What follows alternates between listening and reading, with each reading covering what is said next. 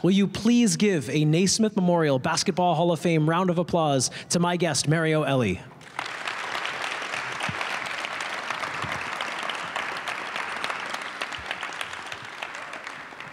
Thank you, my friend. Thank you, brother. Here you go, bro. Appreciate it. Right here. Oh, well, good. Hey, welcome back to Springfield, Mario. Good to be back. I saw a lot of friends last night and this morning. Went by the college this morning. So it was pretty neat. The gyms still bring back, Bitova gyms still bring back memories? Absolutely, especially when you walk in and my jersey's the only retired jersey in there. So it was pretty neat. And just talking to the AD and the head coach, bring back some great memories. Had a great 4 years up here in Springfield. Yes, had a you great did. Time. Now, your journey is one, we were sort of talking about it very briefly back there. The first time I saw you play was with the Albany Patroons, and we'll get to that in a moment. But I want to go all the way back to Power Academy in New York City. Power Memorial. Yeah. Where you and Chris Mullen, that's not too bad, right? And this guy right there behind you is not too bad either, Lou Alcindor, a.k.a. Kareem. Unbelievable. Can you talk to me about what your era of hoop in that city, the magical city of New York City for basketball, how did that shape you as the player we would get to know?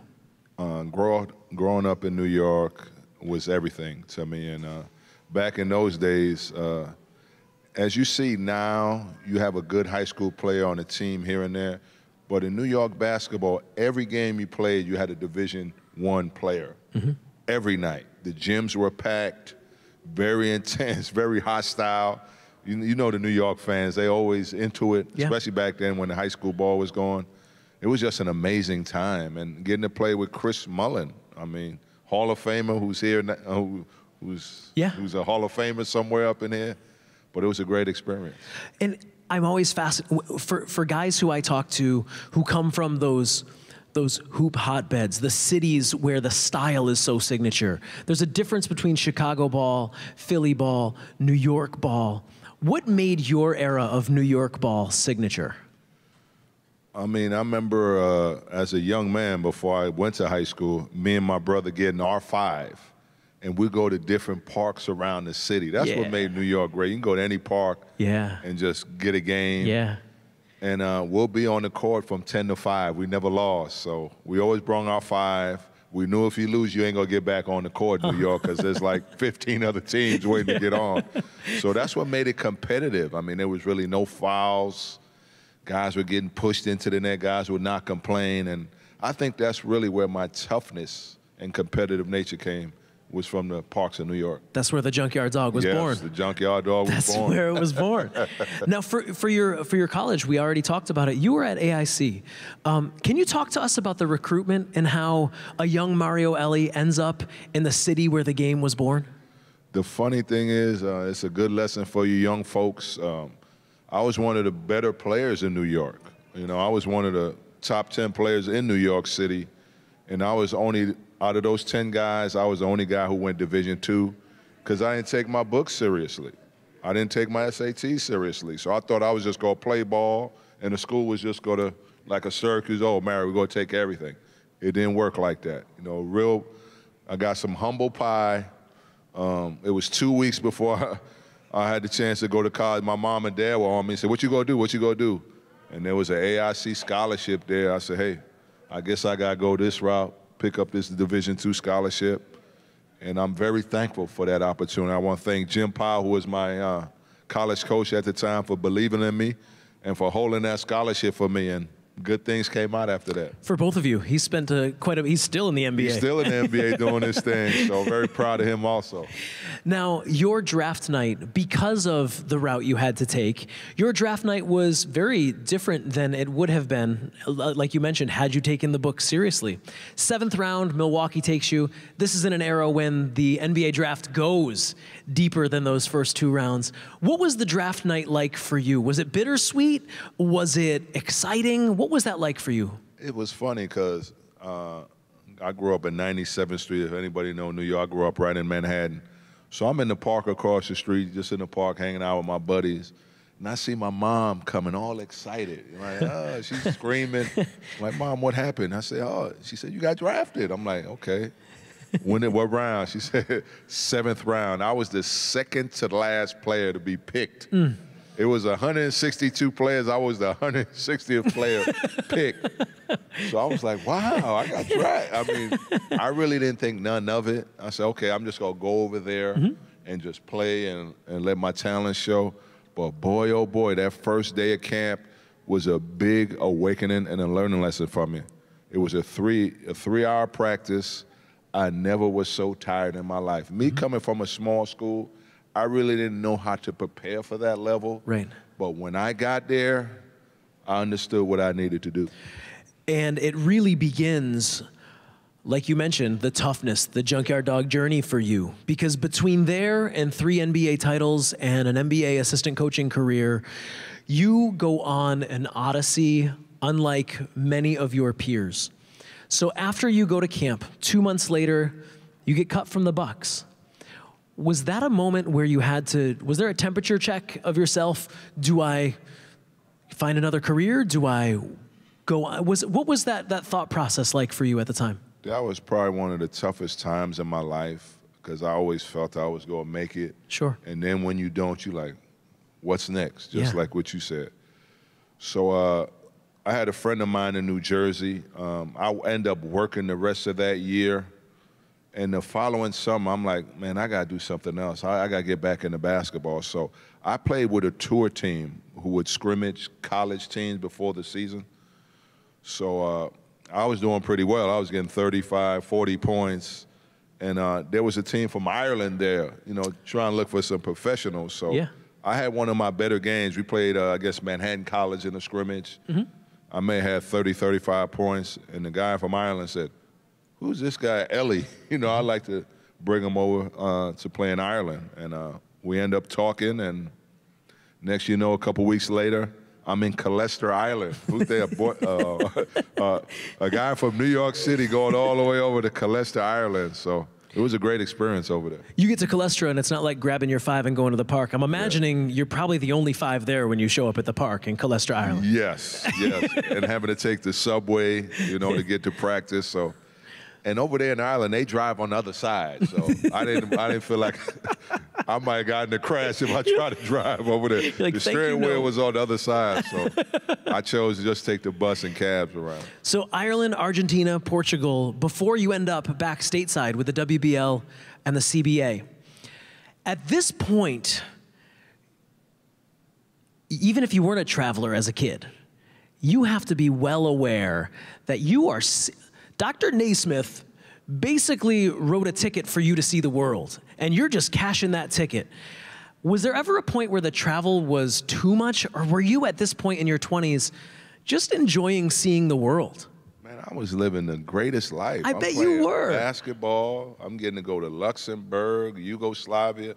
I'm getting to go to countries I never thought I would ever go in life and get to play a game I really loved. And it was outstanding to get to travel Europe and to see these countries and to still have friends to this day. I still have friends in Ireland. I still have friends in Portugal.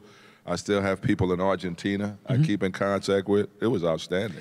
You friends in China? I know you have. You do a lot of work in China. Yeah, it's do stuff in China and play. And the thing I always kept in the back of my mind while I was doing all this traveling was working on my weaknesses, trying to get better. The thing about playing overseas, them guys go 2 times a day, 6 days a week. So when I made it to Portugal, that's when I realized I felt I had a chance to make it to the league, and really took advantage of working hard in the mornings, lifting, getting a lot of shooting in, and we would play at night. So all that hard work really at the end paid off. The first time I got the privilege to see you play was with the Albany Patroons. And that, for hoop heads, when I say the Albany Patroons, it gives us a certain feeling. That is barnstorming royalty. That league, the CBA, and the Albany Patroons. And that was right before you made your NBA debut. Can you talk to me about your Albany Patroons days and just when you hear Albany Patroons, the way that portion of your life feels all these years later? It's funny you talk about the Patroons. Nobody really still didn't know about me. A friend of mine from New York, Sam Worthen, was a friend of the coach at the time, Gerald Oliver. And he was like, you need to see this guy, Mario Elie. You need to try to get him on your team. So went up for a tryout, end up making the team, and the coach was like, I don't know how long this guy's going to last. So a guy named Danny Pearson, I think in the second or third game of our season, gets hurt. Then coach said, hey, I guess I got to throw Elie out there. And once he threw me out there, he could never get me out the starting lineup. He's like, man, I got something here. So once I got that confidence in the CBA, I always felt I was going to make it to the next level. And it's remarkable because all these stops we're talking about, it's only been 5 years since college. So in 1990, your odyssey finally reaches the NBA. You break in 1990. And I have to ask, your rookie campaign, the first moment you step into an NBA locker room, you're not a typical rookie. You're not 20 years old. You have seen some things. You have been some places. What was that like? I have to think that you can remember that first time you opened the door to an NBA locker room and see your jersey. Can you recall that? The funniest thing, it was my first stop. People didn't know before I went to Golden State and became a legitimate NBA player. My first stop was with the Sixers. It's funny, I need to tell you guys this story. I go see Gene Shue in Philadelphia. I'm just through the roof. I'm just so excited to finally get an NBA opportunity. So Philly's on a West Coast trip. They start in Phoenix, then they go to LA, Seattle. So Gene Shue said, man, I got your flight. You're going to Atlanta. You connected from Atlanta, and you're going to Phoenix to meet the team there. So I hop on my flight. I'm just on cloud 9. I can't wait. I mean, I'm going to get a chance to play with Barkley. You serious? Right. So I get to Atlanta, and I'm fogged in Atlanta. So I'm not able to go to Phoenix. So I'm panicking here. I'm like sweating bullets. All right, well, I'm going to tell the coach. I'm not going to be there for shoot-around in the morning. And funny, I called the Sixers. I said, can I get the number of the hotel so I can talk to the coach, tell him I'm delayed, I can't get in. And I called the hotel, as God is my witness. I called the hotel, and guess who picks up the phone? Charles Barkley picks up the phone. He said, what's up, Mario? Welcome to the team, man. Don't worry about it. I'll tell Coach you be here. I'm like, my first call to the hotel, and it's one of the 50 greatest players to play, and ends up being my teammate in Houston for a couple years, and we're still friends to this day. Sorry, go ahead. Yeah, we're still friends to this day. And I'm like, I call, and my first call is to this great forward, and we go to Phoenix. Charles and them welcome me. I'm playing with Manu Bo, who I battled against in college. He's on that team. And I remember my first shoot-around, how the guys welcomed me. And I felt comfortable, and I felt like I belonged. And I remember going into that night's game, and I was always a fan of Charles. And to see him up close and personal, even though we lost to the Suns that night, Barkley had 45 that night. I'm like, this guy is special. And then we went on the road trip, and the coach sort of saw something in me. Jimmy Lynam was the coach at the time. So we get to Utah. He said, he comes to me, Mario, I'm going to play you a lot of minutes. It's shoot around. He's telling me, so Mario, I'm going to play you like 25 minutes tonight. I know I didn't play you a lot in the road trip. Boy, I couldn't sleep. I was so excited. Then I get to the arena, they make a trade. Sorry, buddy, we got to cut you. I send you back to the CBA. And that's how the world of professional sports work. But when I went back in practice and the little time I played in the league, my confidence level was through the roof. I said, I will be back. And you were back in a big way. You mentioned Houston, playing with Barkley and some of those teams. Your 95 title, where you play your way, again, they can't get Mario Elie off the court once he sees the court. And you play your way into the starting lineup against a Magic team that you guys just overwhelmed.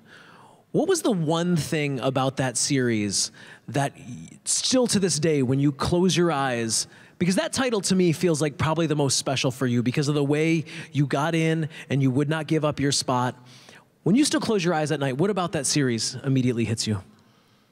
I mean, that was our second championship, being one of the few teams. I know we always get this argument about Michael Jordan, but Michael Jordan didn't play one of those seasons. I get tired of people trying to throw salt on our championship.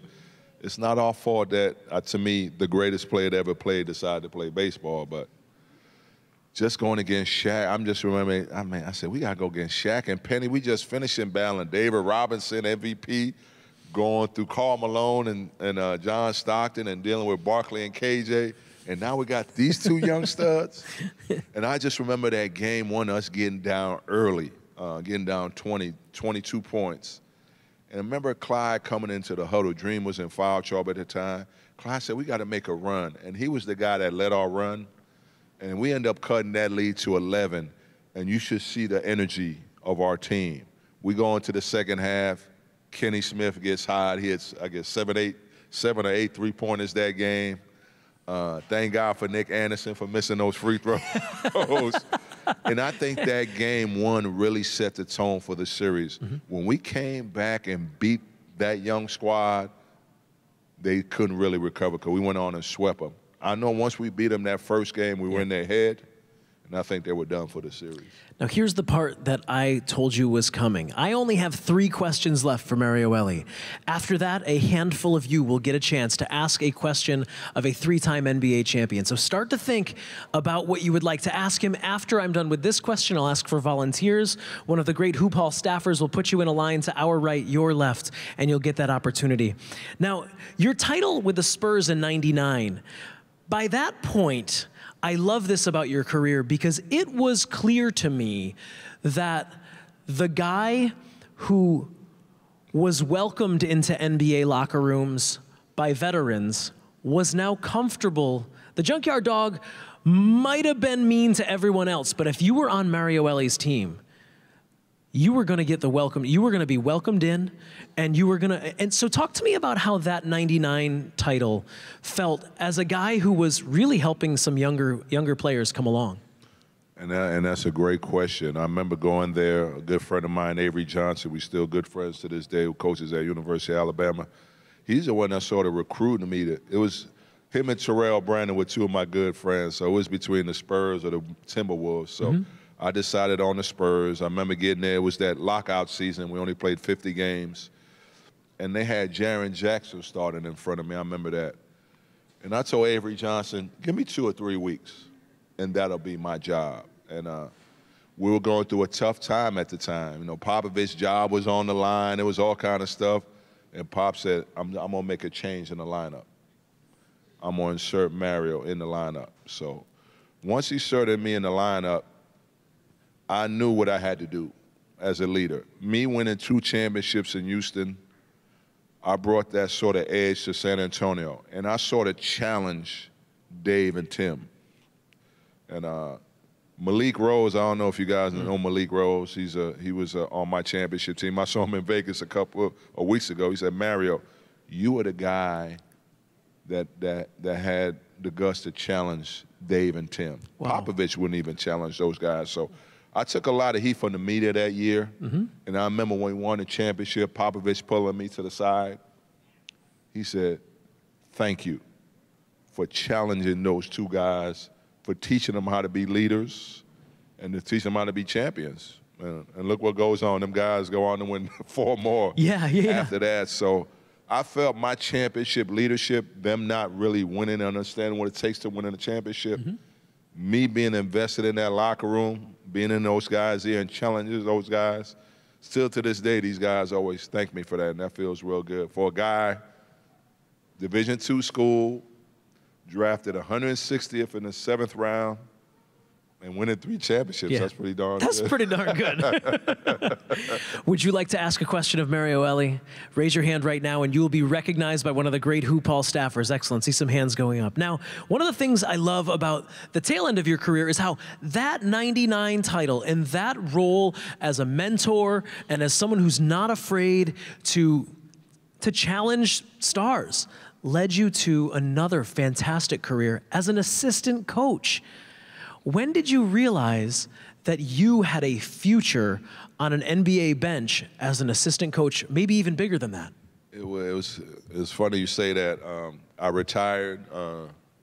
My last year in the league was with the Suns in 2001. They asked me to come back, but my wife at the time, we were having problems having kids, so I chose to retire to have some children. So we went through in vitro, and the doctor called me one morning, hey, Mr. Elie, you're pregnant. I'm like, great. with triplets. Hey-o. I just dropped the phone. I'm like, God, why are you doing it? No, I was happy, but I'm like, 3 at one time? So I had my triplets. So I got a call from R.C. Buford. This is when I just first had my kids. He said, Mario, why don't you come down to camp, come sit down with us and just come visit with us, see how you like it. So got a chance to work with Coach Popovich on the other side, on the coaching side. Mike Brown was there, and I really enjoyed it.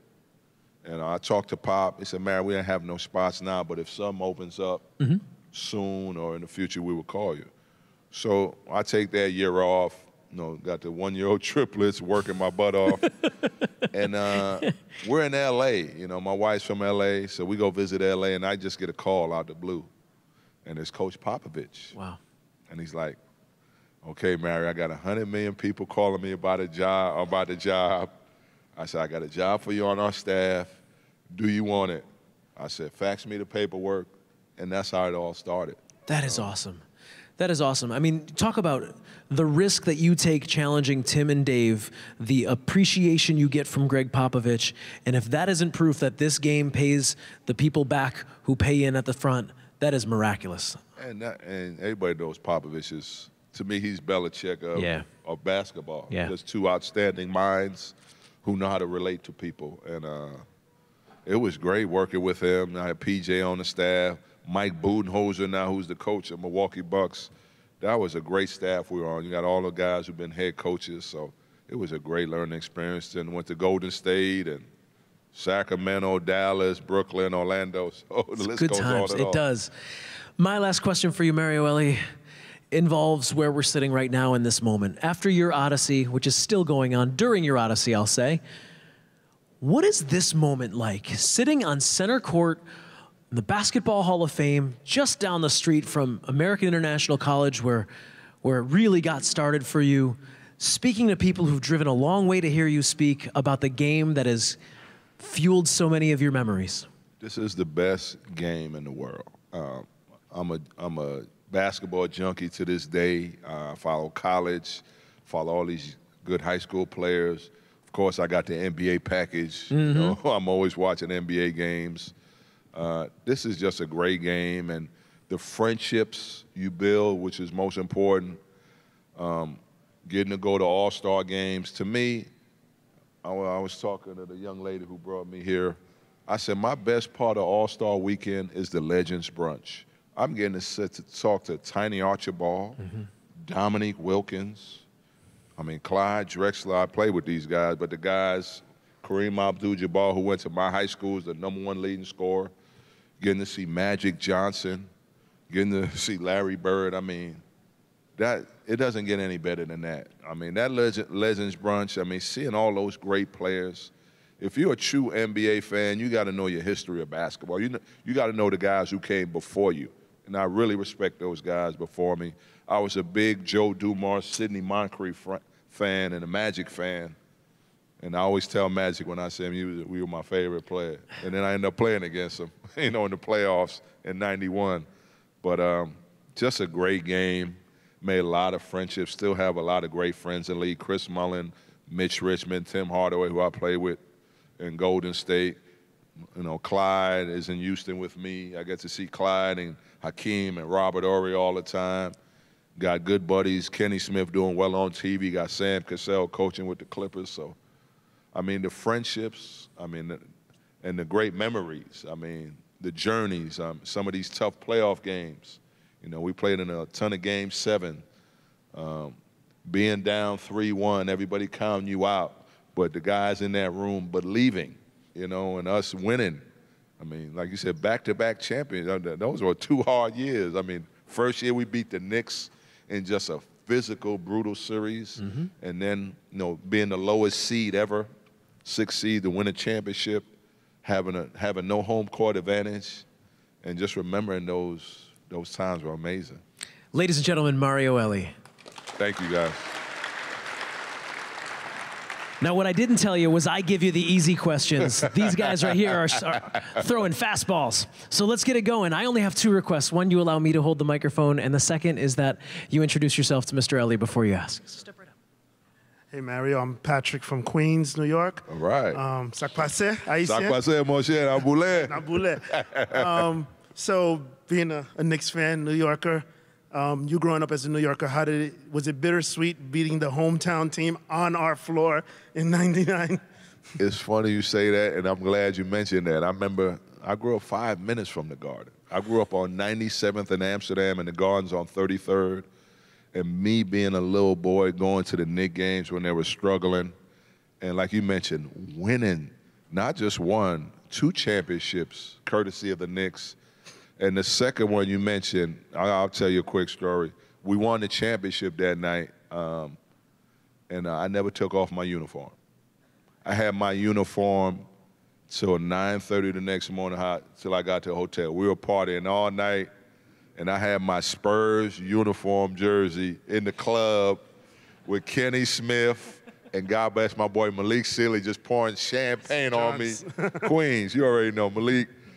I had my Gators on and my Spurs jersey. That's all I had on. And people look at me like I was crazy, but the guys I was with, we were just enjoying the moment. It was a big moment.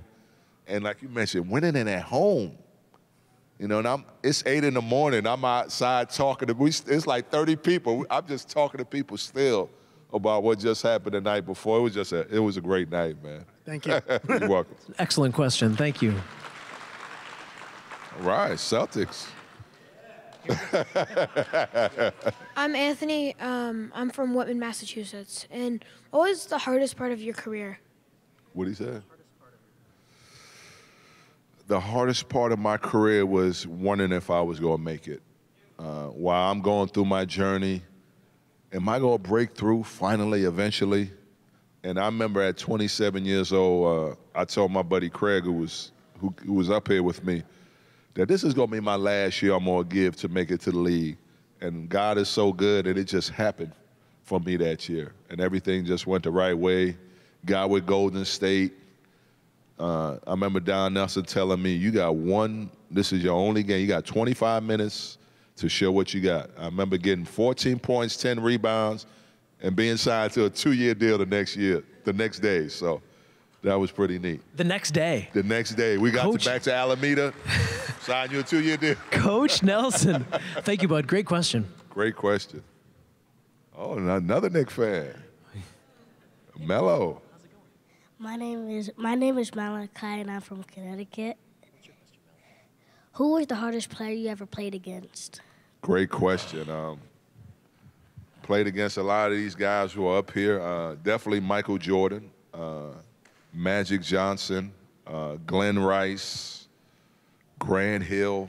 I mean, Grant Hill was being inaugurated in 10 days. I don't know if you remember some of these guys.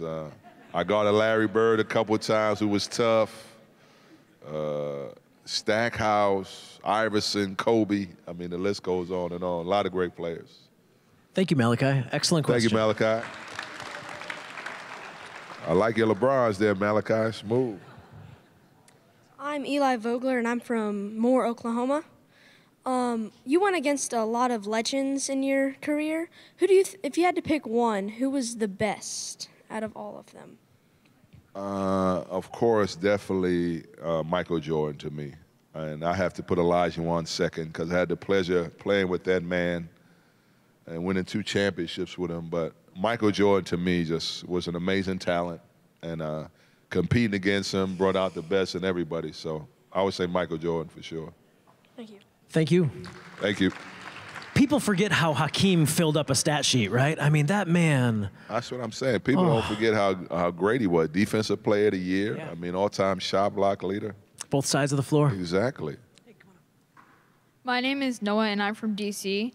And out of all the NBA teams you played for, which was your favorite? Definitely the Houston Rockets was my favorite. All the teams I still are friends. I have a lot of great friends, but when you win a championship, that bond, you don't never forget that. You remember for the rest of your life when you win a championship. So I think our Houston teams. Thank you very much, bud. Thank you. Ladies and gentlemen, one final round of applause for Mario Elie. Thank you, guys. That was awesome. That was great, man. I appreciate you.